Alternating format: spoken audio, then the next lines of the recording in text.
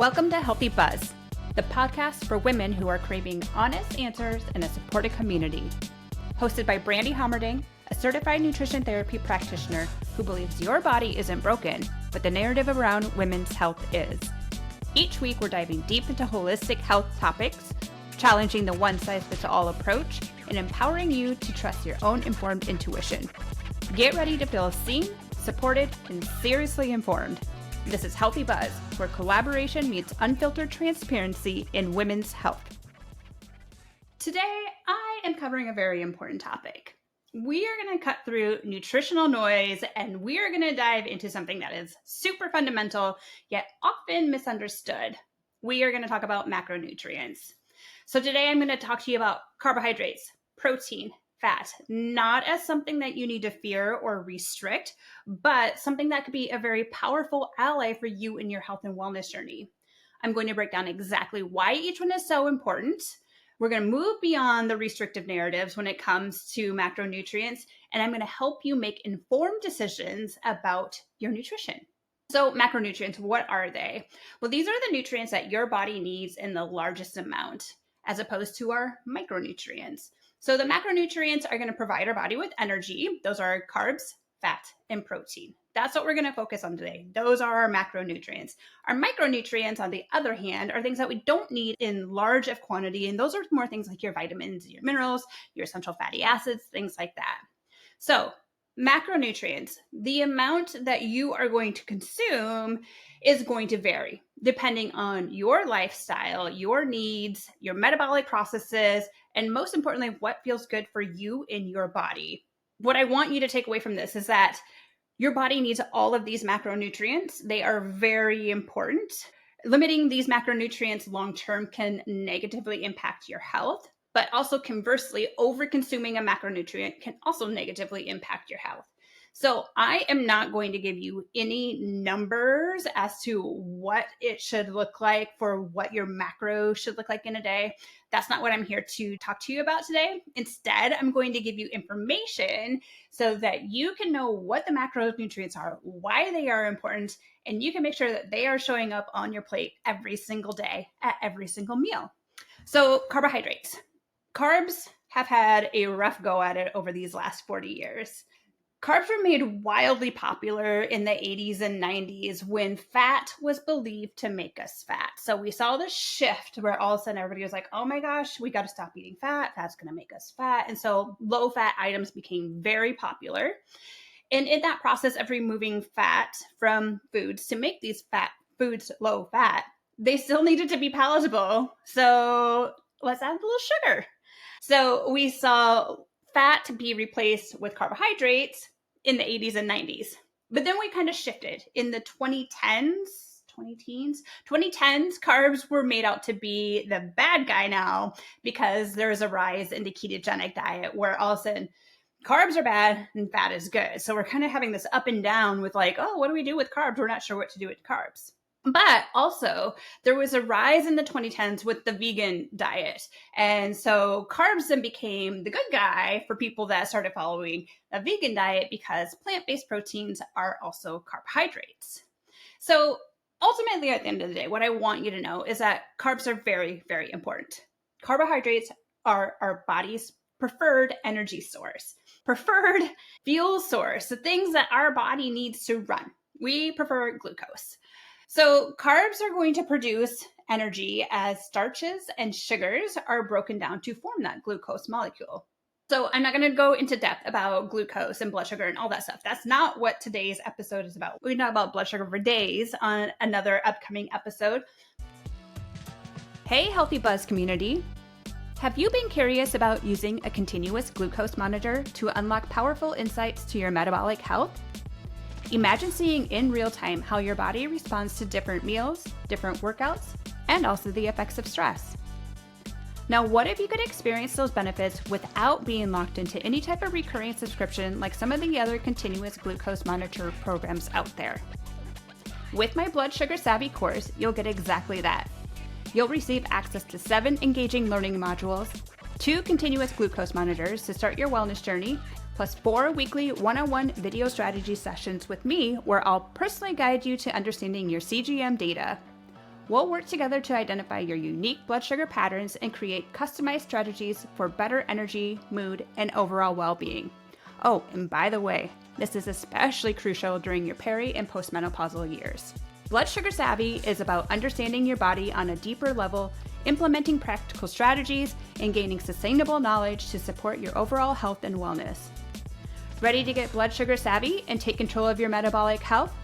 Healthy Buzz listeners can save $30 simply by using the code BUZZ at checkout when you enroll at bcw.bcollectivewellness.com/blood sugar savvy.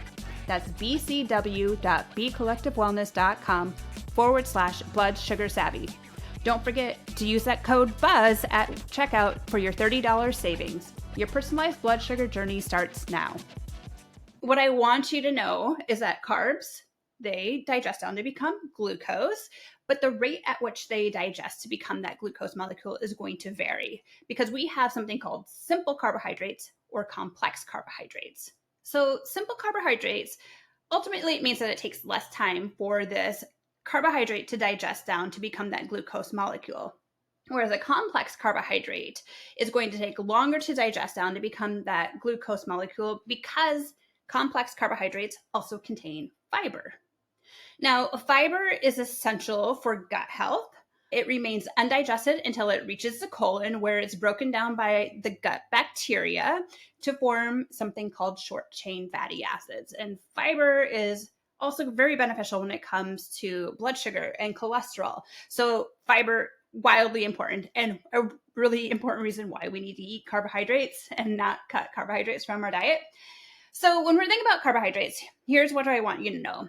Food sources for carbs are going to be things like whole grains, vegetables, fruits, legumes. We have your natural sweeteners, and then we also have sugars. Those are things where we are going to get carbohydrates from.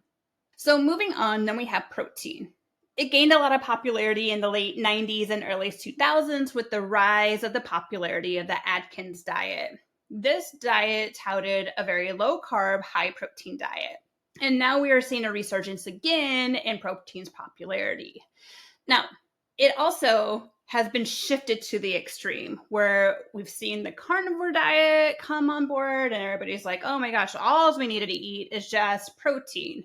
But the carnivore diet, so what it is, it's really limited to consuming meat, fish, and other animal foods like eggs and certain dairy products. And it's really eliminating all other foods, including fruits, vegetables, legumes, grains, nuts, seeds. So there are multiple variations out there of this diet in which some do include very limited fruit or veggies. But honestly, that's a little too extreme. Now, protein is very important, and I am very passionate to make sure that people are eating enough protein because honestly, this is a macronutrient that I see as a deficiency in a majority of the clients that I work with.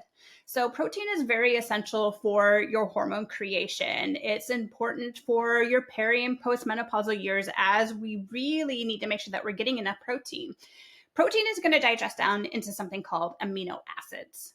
So these are your building blocks. I think you probably all remember when you were in like junior high, high school, and we talked about protein and the amino acids being the building blocks for everything. And it literally is. It's the building blocks for your cells, your bones, your tendons, your skin, your hair, your blood, your muscles, hormones, immune system, all kinds of really, really important things.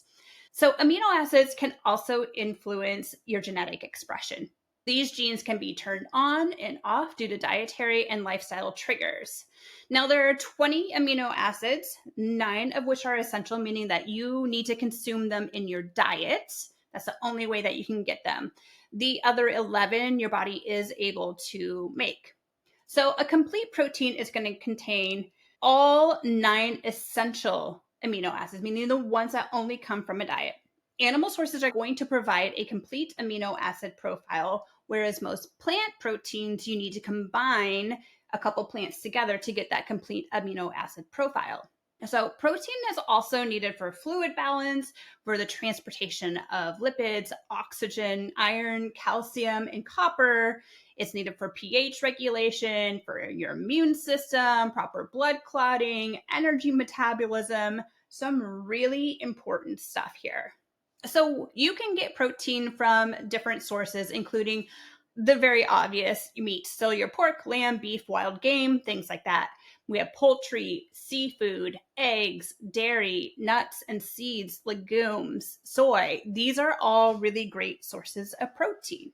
Now, you can also get some protein from whole grains as well, depending on the grains. So that's, again, when we're thinking more about that plant-based and having these whole grains being combined to get that complete amino acid profile. And then we have fat. This is the last macronutrient. So fat, just like carbs, have had quite the tumultuous ride over the last 40 years. And we've had it deemed as being very bad. Fat's bad. Fat's going to make you fat in the 80s and 90s. And then it's a thing that's going to make you skinny in the 2010s with the rise of the keto diet. Ultimately, just like the other macronutrients, fat is not bad. None of these macronutrients are bad. We need them. So fat is very important. Fat is needed for making your hormones. It's needed for brain development. It helps with absorbing your fat-soluble vitamins, which are vitamin A, D, E, and K. And it helps with long-term energy production. So fats can be classified due to their degree of saturation. So you can have monounsaturated, polyunsaturated, and saturated fats. So polyunsaturated fats are further categorized as omega-3 and omega-6 fatty acids, probably something you're very familiar with. The type of fatty acid content in a food is going to affect its stability. All fats can become unstable when they are exposed to oxygen, heat, and light. The oxidation results in these free radicals that can be produced, which can cause inflammation. So saturated fats are going to be the ones that are the most stable and the most resistant to oxidation, whereas polyunsaturated fats are the most unstable and can lead to the creation of free radicals, which can damage your cells. Now, I know that all sounds like, oh my gosh, fat could be really bad, but it's not.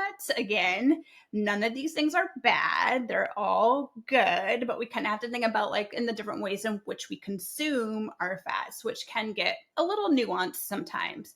But ultimately, your sources for fat are going to be things like nuts and seeds. We have avocados, coconut, fatty fish, full fat dairy, olives.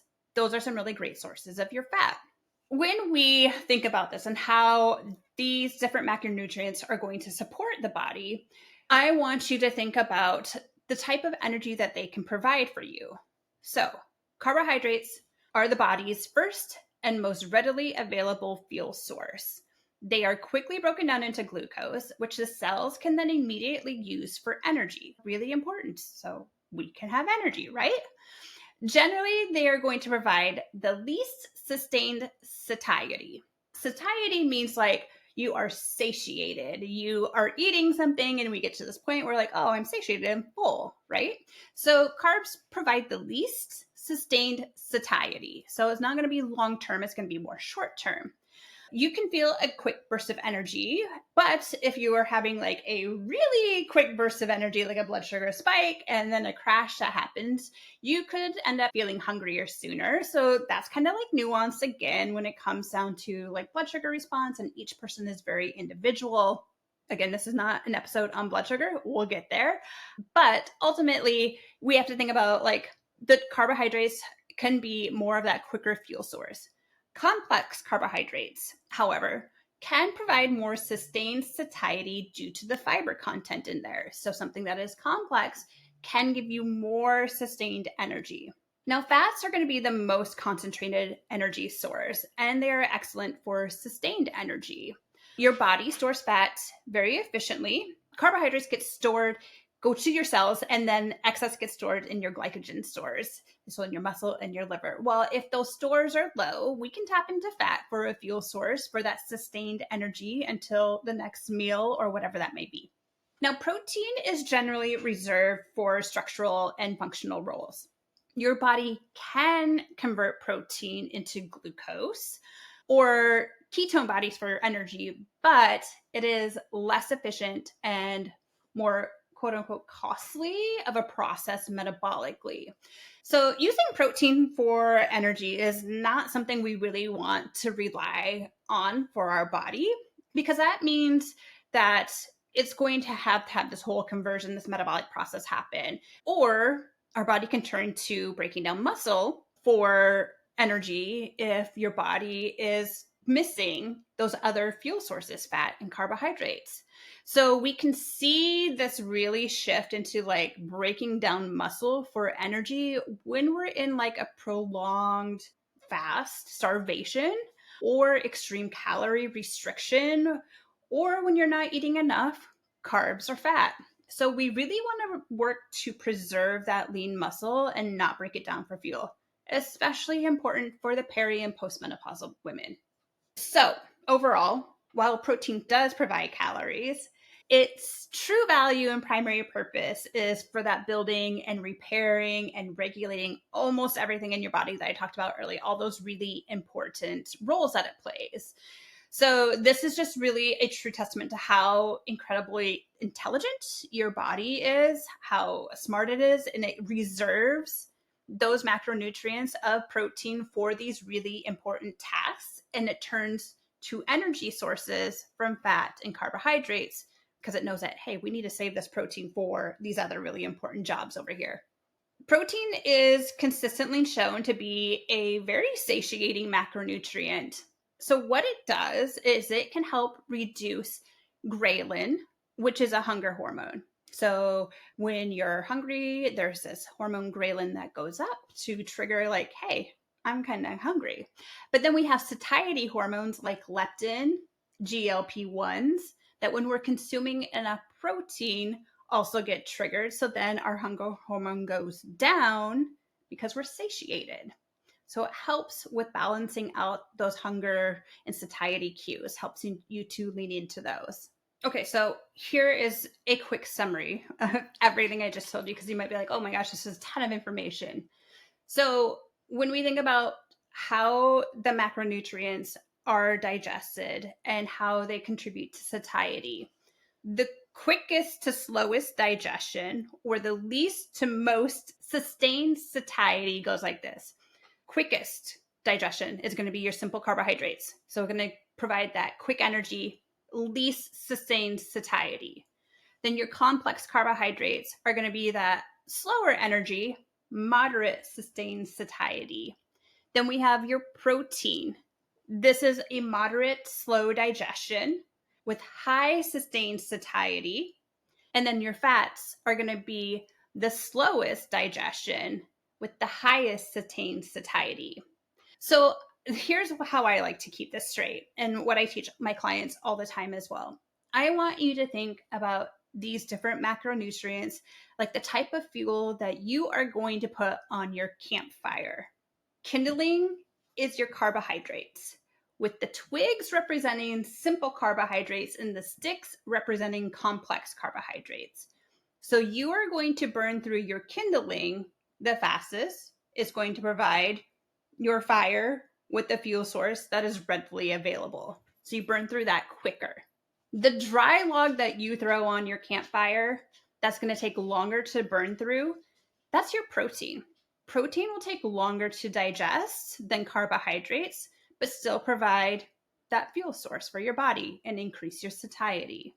Now, the log that is large and maybe slightly damp that you throw on your campfire, that's going to take the longest to burn through, that represents fat. This is the macronutrient that takes the longest for your body to burn through, and it increases your satiety when it's consumed at meals. So I hope this helps to clarify a lot when it comes to macronutrients, why they are each important, and why you should make sure that they are all included on your plate at every meal. I hope today's conversation helps you to see that carbohydrates, fat, and protein are not obstacles or things that you need to meticulously track. Rather, this is information for you to make informed choices without the diet culture bullshit to help you align with your goals. So keep listening and following your intuition, because remember, this isn't just nutrition, it's permission to trust your body. Thanks for tuning in to another episode of Healthy Buzz. I hope this conversation has left you feeling seen, supported, and ready to take the next step in your health journey. Love what you heard? Make sure you subscribe to Healthy Buzz so you never miss an honest conversation. And if you found this valuable, please take a moment to leave a review. I truly appreciate it. For exclusive weekly tips and holistic strategies, be sure to subscribe to my weekly newsletter. The link is in the show notes. Remember, this isn't just nutrition, it's permission to trust your body. I'll catch you on the next episode of Healthy Buzz.